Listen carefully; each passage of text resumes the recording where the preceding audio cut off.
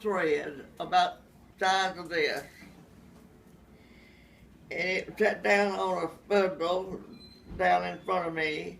It wound around another thing up here, and then that was shipped off to another space, and it went into making cloth. What year was this? 45.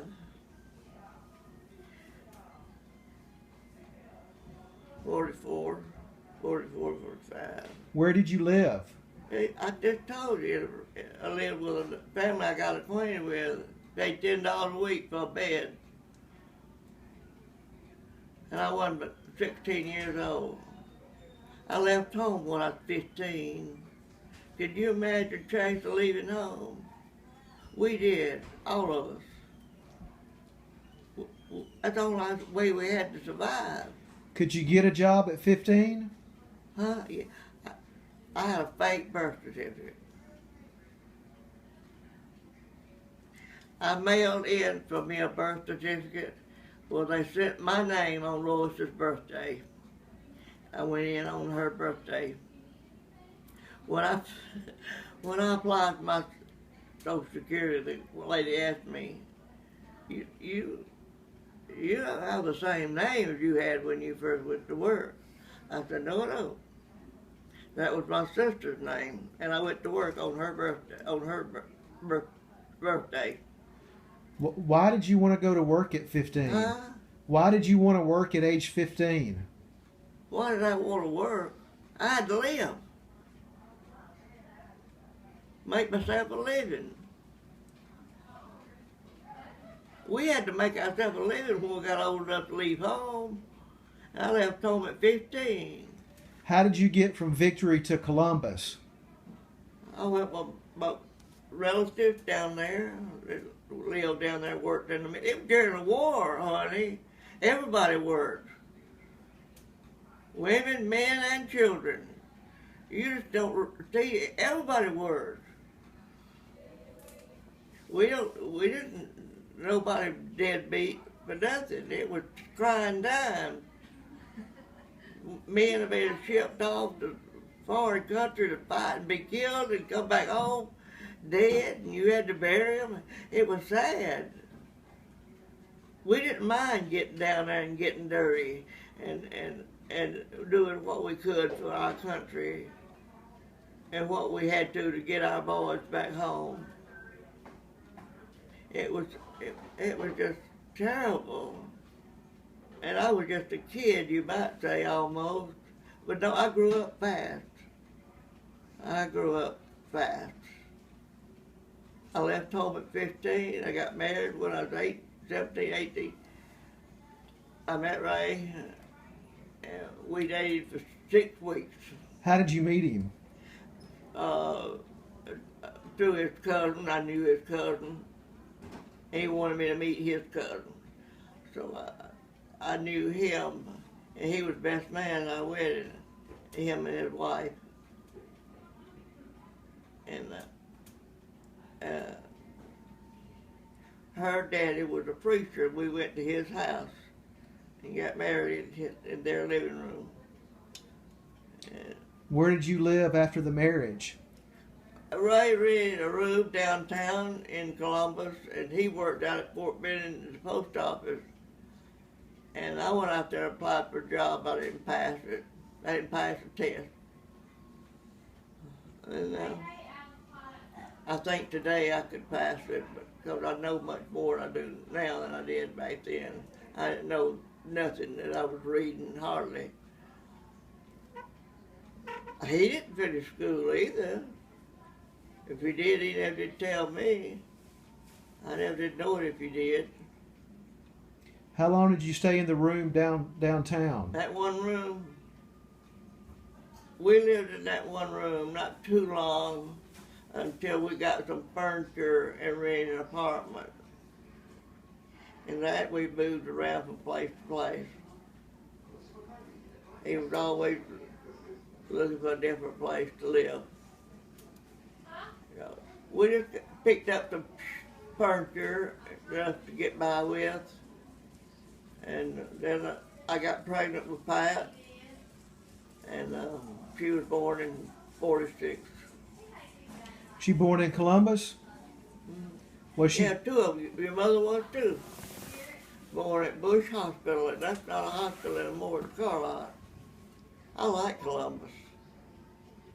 I did. I really did. Why? When did you move back to Carrollton? When I divorced Ray. I moved from Hartford, Alabama. That's where y'all been several times.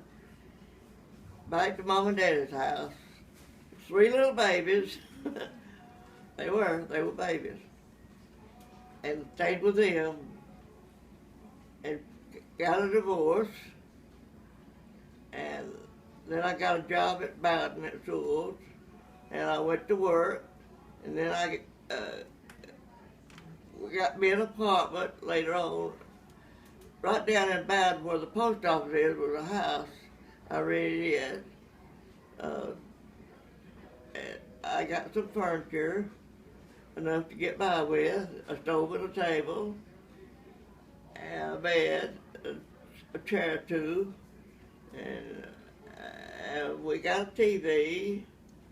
They had televisions back then, and that was all we had. Washing machine. And Mom and Daddy helped me a lot, looked out for me and the kids. Mom and Daddy, and when Daddy died, I moved in with Mama to be with her, but I didn't want her living there by herself. She was probably 65. She was. Why did you move to Carrollton from Bowdon? I just decided to move to Carrollton.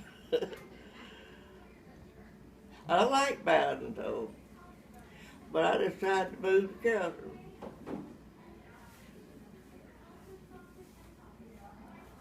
What year was that you moved to Carrollton? I don't know. I mean, you know, Pat was 12 years old. They were still young kids, young girls. We had a real nice name here in Carrollton. Those beautiful Dorriety girls. Those beautiful Dorriety girls, that's what they call them. Those Dorriety girls. Yeah. We went to Tabernacle Baptist Church every Sunday, was well acquainted with a lot of people. And the girls all did real well in school, and I dressed them real nice, and they come up with Dr. Patrick's kids. All the more elite persons in Carrollton, they mixed with them. And your mother was a cheerleader all through high school. You didn't know that? I knew that. And I went to every ball game that was ever played when she was in it. And I never will forget a little bit that I went to Dallas to a ball game. And we went through Villa Rica and up through a highway to Hiram. And we were coming back, and Lurley was driving. And we got to the railroad track in Villa Rica, and her car stalled on the railroad track, and the train was coming. I mean, we could see that train. I could see that train right now. I said, what happened? It just went dead on the track. She wasn't giving it enough gas or something. You know, before that train got to us, that car just rolled right down over the track. God had a hand in that.